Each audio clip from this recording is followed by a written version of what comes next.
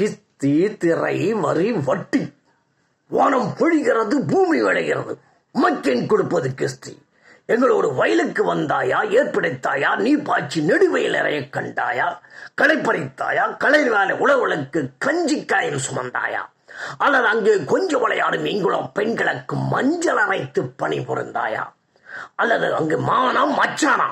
மானங்கட்டவனே, எதற்கு கேட்கிறாய் திரை, யாரை கேட்கிறாய் வரி?